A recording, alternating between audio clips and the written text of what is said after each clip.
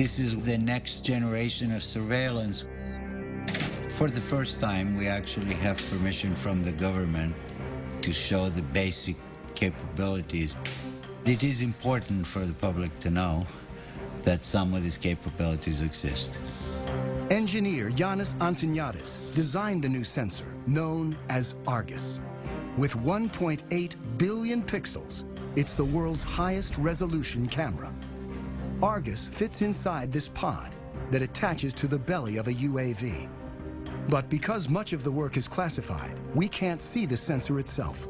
Because we are not allowed to expose some of the pieces that make up the sensors, so you get to look at pretty plastic curtains. Also known as Wide Area Persistent Stare, Argus is the equivalent of having up to 100 predators look at an area the size of a medium-sized city at once. This image was taken 17,500 feet above Quantico, Virginia, and covers 15 square miles. This whole image is at a very, very fine resolution. So if we wanted to know what is going on in any spot along this image, say near this building at this intersection, we can generate a moving image that shows what's going on in the area. Simply by touching the screen, Antoniadis has opened up a window showing a detailed area, while still maintaining the broader context. And everything that is a moving object is being automatically tracked. The color boxes represent that the computer has recognized the moving objects. You can see individuals crossing the street. You can see individuals walking in parking lots. There's actually enough resolution to be able to see the people waving their arms or walking around, what kind of clothes they wear. And you could pick the location of where you produce these images anywhere in the entire field of view. Antoniadis can open up to 65 windows at once and can see objects as small as 6 inches on the ground. From even 17,500 feet, the white thing that you see flying around is a bird.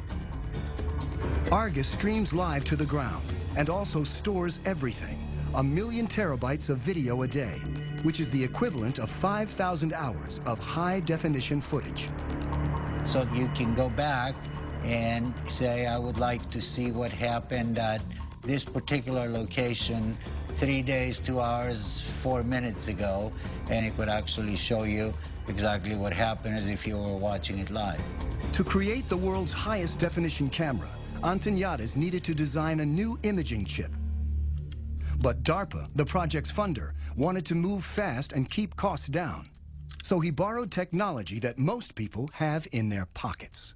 Inside this cell phone, okay, we find a tiny little camera. So if you were to take off the majority of it, you'd be left with an imaging chip. If you were to take 368 of these and make a big mosaic out of them and start shooting images, now you have Argus.